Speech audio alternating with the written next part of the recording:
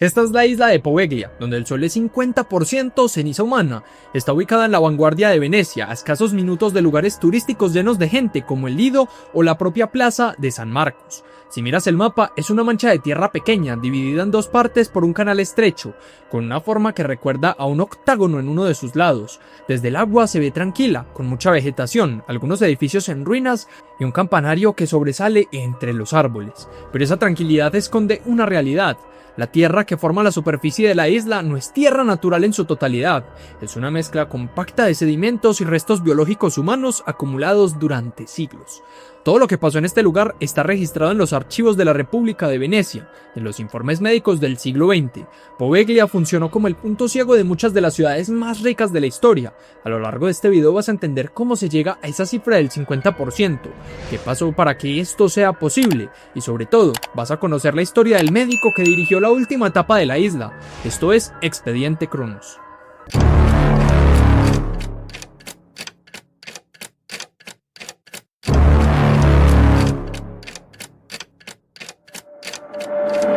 Para entender el estado actual del suelo hay que irse mucho antes de la peste, porque Poveglia no empezó siendo un cementerio.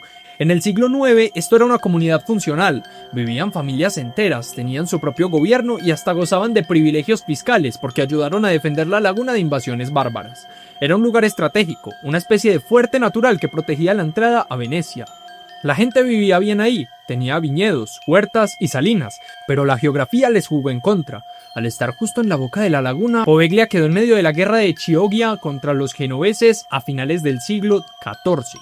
El gobierno veneciano, priorizando la defensa militar, obligó a todos los habitantes a irse, desalojando la isla para construir el octágono, una fortificación de artillería que todavía hoy se puede ver desde Google Maps o desde un barco.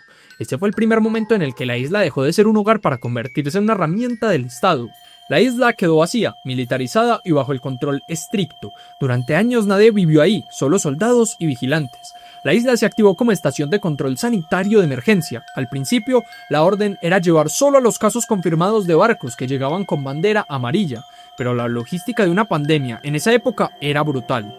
Los inspectores de salud tenían autoridad absoluta. Si un barco llegaba con un solo tripulante con fiebre, toda la carga humana y comercial se desviaba a Poveglia. La gente bajaba a tierra pensando que era un chequeo temporal, pero la realidad en la isla era otra. Los registros de la época describen escenas terribles. No había infraestructura médica suficiente para la cantidad de gente que desembarcaba. Se armaban carpas, se usaban los edificios militares viejos, y cuando eso se llenaba, la gente quedaba a la intemperie. La peste bubónica es una enfermedad rápida y sucia. Los síntomas aparecen en horas y la tasa de mortalidad en estas condiciones rozaba el 90%. El problema principal dejó de ser el tratamiento y pasó a ser la disposición de los cuerpos. En Venecia, enterrar es difícil porque si cavas 1 metro sale agua. En una isla pequeña como Poveglia, el espacio seco es un recurso finito. Aquí es donde empieza a formarse la composición del suelo actual. Cuando las fosas comunes se llenaron, los encargados de la isla pasaron a la cremación masiva. Quemaban cuerpos día y noche para evitar que la infección se propagara por el aire o por las ratas. La ceniza resultante, junto con los restos óseos que no llegaban a desintegrarse por completo, se esparcía por el terreno de la isla.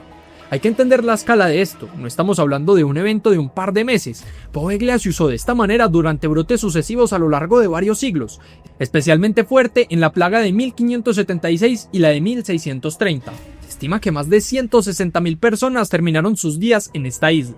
Tanta materia orgánica reducida a ceniza y mezclada con la tierra de una superficie tan pequeña cambia la química del suelo. Los pescadores locales evitan la zona, no solo por superstición, sino porque históricamente las redes solían sacar restos humanos pulidos por el agua. En 1793 hubo un caso famoso que reactivó la isla cuando ya parecía que la peste era historia. Un barco llamado Skiathos llegó con casos de peste y Poveglia se cerró de nuevo herméticamente. En esa época se construyeron más estructuras de confinamiento y se colocaron los sipi, unos marcadores de piedra que delimitaban hasta dónde se podía caminar. La isla se convirtió en un sistema cerrado de muertes y disposición. Las cenizas se usaban para rellenar zonas pantanosas y ganar terreno al agua, una práctica común en Venecia, solo que aquí el material de relleno era humano. Y además, si te interesa conocer la verdad detrás de los lugares más restringidos del mundo y entender la historia que no te cuentan, suscríbete al canal, porque lo que viene ahora es el giro de la actualidad, el momento en que sobre ese mismo suelo de ceniza decidieron construir algo todavía más perturbador. Llegamos al siglo XX. La peste ya no era una amenaza, pero Poveglia seguía ahí, vacía y aislada. En 1922, el gobierno italiano decidió darle un nuevo uso a los edificios existentes. La versión oficial decía que se abría un centro de reposo para ancianos, pero la arquitectura y los registros internos cuentan otra historia. En verdad se instaló un hospital psiquiátrico. La elección del lugar no fue una casualidad. En esa época la psiquiatría buscaba aislar a los pacientes de la soledad. Y qué mejor lugar que en una isla de la que es imposible salir sin un barco autorizado. El hospital aprovechó las estructuras antiguas y construyó pabellones nuevos. Los pacientes llegaban derivados de Venecia y otras ciudades de Veneto. Eran personas con esquizofrenia, discapacidades severas o simplemente individuos que las familias no podían mantener. Al llegar a Poveglia, el aislamiento era absoluto. Los médicos vivían en la isla junto con el personal de enfermería y mantenimiento. Se creó una microsociedad cerrada sobre el mismo suelo que escondían los restos de las pandemias pasadas.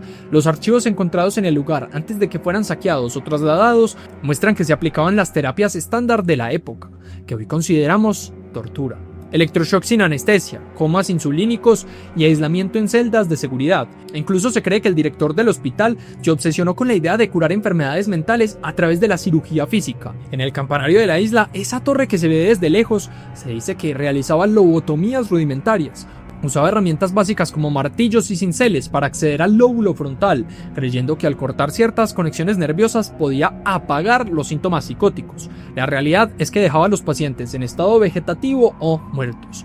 Lo inquietante es que estos procedimientos ocurrían mientras los pacientes decían escuchar voces y ver gente que no estaba ahí. En cualquier otro hospital eso se tomaría como parte de su enfermedad mental, pero en Poveglia, con el historial que tenía el suelo, esas alucinaciones parecían reales. Los enfermos se quejaban de que las víctimas de la peste no los dejaban dormir. El personal médico, escéptico al principio, empezó a reportar el mismo tipo de ansiedad y pesadez en el ambiente. La historia del médico termina de forma abrupta y violenta, cerrando el ciclo de sufrimiento de la isla. Según los reportes policiales de la época, el director se tiró desde la torre del campanario. Sin embargo, la versión que persiste entre las enfermeras que trabajaron ahí es diferente. Ellas sostienen que no se tiró, sino que sobrevivió a la caída y fue una niebla la que terminó de asfixiarlo en el suelo. Sea cual sea la causa clínica, su muerte marcó el principio del fin para la institución. En 1968, el hospital cerró sus puertas. No fue un cierre ordenado, fue un abandono rápido e inmediato. Se llevaron a los pacientes, pero dejaron atrás casi todo lo demás: camas de hierro, equipos médicos, archivos con historias clínicas, muebles y hasta los restos de comida enlatada. La isla quedó congelada en el tiempo. Desde ese año la naturaleza empezó a reclamar las estructuras. Las raíces de los árboles rompieron los pisos y se mezclaron, una vez más, con la tierra de ceniza. Se prohibió el acceso a la isla. La guardia costera patrulla la zona y desvía cualquier bote que intente acercarse, pero eso no evitó que curiosos, exploradores urbanos y cazadores de fantasmas se colaran. Lo que encontraron confirma la atmósfera del lugar. En la lavandería del hospital todavía están las máquinas industriales oxidadas. En la capilla los bancos están podridos por la humedad. Y en el suelo de los jardines donde crecen las viñas salvajes, la tierra tiene una textura extraña, grisácea y polvorienta cuando se seca. Hoy Poveglia se está hundiendo lentamente por el nivel del agua de Venecia. Los edificios principales están en peligro de derrumbe. El octágono militar está cubierto de maleza y el suelo sigue siendo el mismo. Un estudio informal realizado por presentadores de televisión y exploradores que tomaron muestras del terreno confirmó la altísima concentración de fosfato de calcio y materiales orgánicos carbonizados en la capa superior de la tierra. Si vas hoy en un barco privado y te acercas lo suficiente sin tocar tierra, vas a ver una isla verde, frondosa, pero esa fertilidad es engañosa. Las plantas crecen con una fuerza inusual justamente por los nutrientes que hay en el suelo. ¿Y tú, te atreverías a adentrarte en esta isla luego de conocer su historia? Déjame la respuesta en los comentarios. Y en pantalla te estoy dejando otra historia que nunca te habían contado. Dale click y nos vemos allí.